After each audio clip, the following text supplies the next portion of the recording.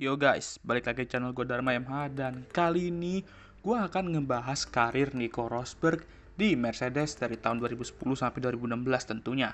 Dan bisa dibilang karir Nico Rosberg di Mercedes itu cukup menarik untuk dibahas ya. Jadi tanpa basa-basi langsung saja kita mulai. Sebelumnya Nico Rosberg balapan untuk tim Williams di 2009. Namun pada tanggal 29 Oktober, ia mengkonfirmasi kepergiannya dari Williams pada akhir musim dan secara resmi dibebaskan dari kontraknya dengan tim pada tanggal 1 Januari 2010. Satu minggu kemudian, Mercedes membeli 75% Brown GP dan memasuki F1 dengan namanya sendiri. Dan Rosberg diumumkan sebagai pembalap pertamanya pada November 2009. Rekan timnya ialah sang juara dunia 7 kali Michael Schumacher. Jadi Mercedes akan memiliki dua pembalap Jerman di musim 2010. Dan Rosberg dibimbing oleh kepala tim Mercedes yaitu Ross Brawn. Dan ia khawatir ketika Schumacher bergabung dengan tim, mengingat sejarah hubungannya Brawn dan Schumacher di Ferrari, ia khawatir bahwa Schumacher akan dominasi tim.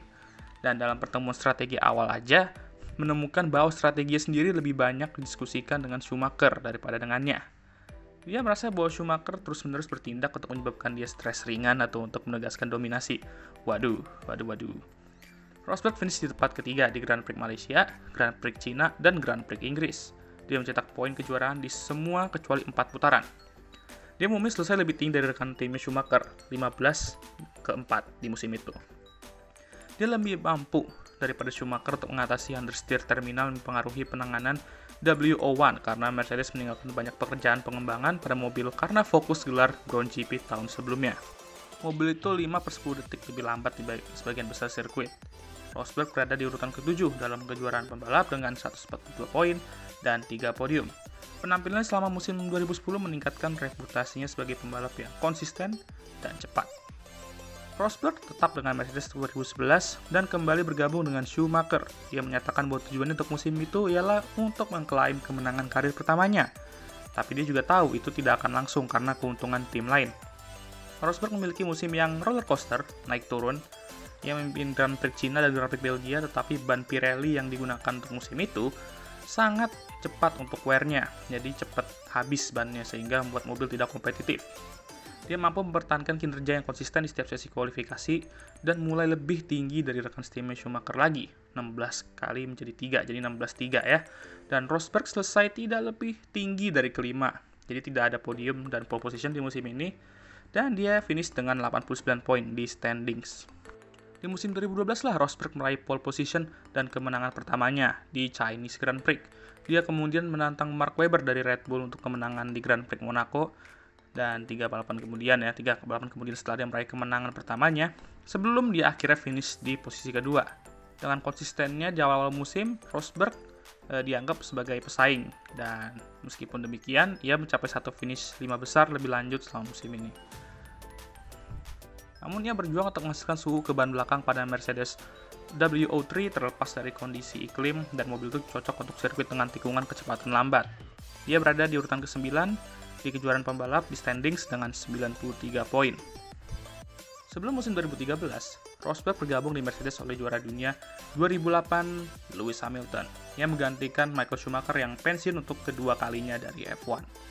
Dia diberikan status yang sama oleh Mercedes dan tidak menerima perlakuan istimewa bersama Hamilton. Menarik. Selama periode pramusim, Rosberg mengunjungi pabrik Mercedes di Brackley, Inggris, menunjukkan ketertarikan dengan perkembangan mobil W04 dan membantu tim dalam pengembangan mobil. Dia mengatakan tantangannya untuk musim ini adalah untuk memulainya dengan lebih baik dari tahun lalu dan mengakui juga betapa sulitnya itu. Rosberg menantang rekan setimnya Hamilton selama kualifikasi dan lebih tinggi 8 kali dan finish lebih sering dari Hamilton. Di Grand Prix Malaysia, balapan kedua musim itu, sebuah kontroversi kecil muncul ketika Mercedes meminta agar dia tetap berada di belakang Hamilton. Jadi ya sedikit mirip dengan Multi21, tapi kali ini Rosberg mematuhinya, nggak kayak Vettel ya. Dan Rosberg memimpin setiap putaran dari posisi terdepan untuk memenangkan Grand Prix Monaco dan menjadi putra pertama dari seorang juara dunia, karena kan bapaknya Rosberg itu kan Keke Rosberg ya, yang memenangkan Grand Prix Monaco. Dia kemudian memenangkan Grand Prix Inggris untuk kemenangan karir ketiganya dan keduanya musim itu setelah pembalap Red Bull Sebastian Vettel mengalami kerusakan gearbox. Setelah itu, Rosberg memperoleh poin dalam 9 dari 10 putaran terakhir dengan podium berturut-turut kedua di Grand Prix India dan ketiga di Grand Prix Abu Dhabi. Dia finish ke-6 di standings dengan 171 poin dan 3 posisi pole. Dan hasil Rosberg selama musim itu membuatnya mendapatkan rasa hormat tambahan dalam komunitas F1 atas konsistennya ya. Di musim 2014, Rosberg dipertahankan oleh Mercedes bersama Lewis Hamilton. Pada Grand Prix Australia, pembukaan musim, Rosberg memimpin setiap putaran dari tempat ketiga untuk memenangkan perlombaan dan memimpin standing saat itu. Ya, karena Hamilton juga retire karena kegagalan mesin ya. Namun kemenangan beruntun yang dialami oleh Hamilton membuat Rosberg tidak memimpin di kejuaraan saat itu setelah Spanish Grand Prix. Namun Rosberg memenangkan kembali Grand Prix Monaco untuk tahun kedua berturut-turut untuk mendapatkan kembali keunggulan poin setelah mencapai posisi terdepan ya dalam situasi yang sedikit kontroversial lagi-lagi, dan kemenangan Austria lalu di Jerman diikuti dengan kontak dengan Hamilton di Belgia yang membuat Hamilton retire juga, membuatnya tampak akan memenangkan kejuaraan di musim itu. Sampai masalah pada mobil di Singapura membantalkan keunggulan poinnya. Rosberg mengambil 4 podium berturut-turut dan memenangkan Grand Prix Brazil untuk memastikan kejuaraan akan diputuskan pada akhir musim di Grand Prix Abu Dhabi. Untuk memenangkan gelar, ia harus memenangkan perlombaan dengan Hamilton finish ketiga atau lebih rendah. Saat itu Hamilton sudah berada di depan Rosberg dan memimpin balapan ketika masalah mobil lagi-lagi membuat Rosberg tidak mencetak poin untuk itu, dan akhirnya dia finish di posisi kedua di standing dengan 317 poin, dan di musim itu dia meraih 5 kemenangan, 11 pole dan 15 podium. Di musim 2015 dia cukup kesulitan dibandingkan dengan Hamilton dan bahkan sempat tertinggal juga dari Sebastian Vettel dari Ferrari saat itu. Dan dia ya lagi-lagi gagal meraih gelar juara dengan finish di kedua di standing dengan 6 kemenangan, 7 pole position dan 15 podium. Dan di saat inilah mungkin dia sudah muak menjadi nomor 2-nya di Mercedes ya, jadi dia masuki musim 2016 dengan target juara dunia. Dan datanglah musim 2016. Awalnya Rosberg memenangkan 4 balapan pertama untuk memimpin Hamilton dengan 43 poin di standings, meskipun Hamilton yang mengalami masalah mobil dalam 2 dari 4 pembalapan pertama itu. Dan ya terjadilah Spanish Grand Prix di mana mereka melakukan kontak dengan kecepatan tinggi. Dan yang gue yakin pada semua seneng ya di saat itu terjadi. Lalu dia menang di Belgia, Singapura, dan Jepang dan mencapai finish kedua 3 kali berturut-turut untuk masuki Grand Prix Abu Dhabi yang mengakhiri musim memimpin Hamilton dengan 12 poin. Dan untuk memenangkan kejuaraan, Rosberg harus finish tidak lebih buruk dari posisi ketiga, bahkan jika Hamilton menang. Ia memenangkan gelar juara dengan 5 poin dengan finish kedua setelah menahan upaya Hamilton untuk mendukungnya ke dalam kelompok pengejaran ya Vettel dan Verstappen maksudnya, dan mendorong pembalap tersebut untuk melewati Rosberg. Cuman dia dapat menahan itu dan mengklaim gelar juga akhirnya. Rosberg menjadi putra kedua dari mantan juara dunia yang menangkan gelar sejak Damon Hill meniru ayahnya Graham Hill pada 1996.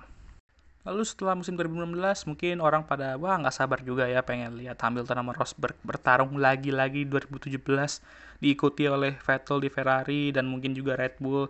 Tapi kita semua terkaget-kaget dengan berita bahwa dia akhirnya akan pensiun dari F1 setelah memenangi gelar juara dunianya. Nah, setelah itu ya dia hangout sama keluarga ya, menghabiskan waktu bersama keluarga dan sempat jadi jurnalis Sky Sports Germany juga dan lain-lain lah yang kita sering lihat sekarang ya. Jadi karir Nico Rosberg di Mercedes ini cukup menarik seperti gue bilang bahas tadi, dan banyak kontroversial juga bersama Hamilton ya. Dan sebenarnya itu sih yang bikin F1 seru ya, kontroversial seperti ini. Ya tapi ya kalau kita berada di posisi tim ya mungkin kita nggak bakal seneng gitu. Jadi ya itulah F1.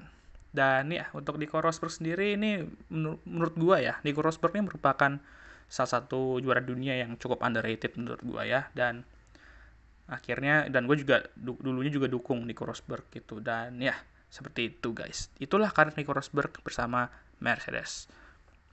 Sekian video ini, mohon maaf jika ada kesalahan kata, dan ya jangan lupa untuk like video ini, subscribe channel gue, dan jangan lupa juga share video ini ke semuanya. Dan I'll see you guys next time. Goodbye.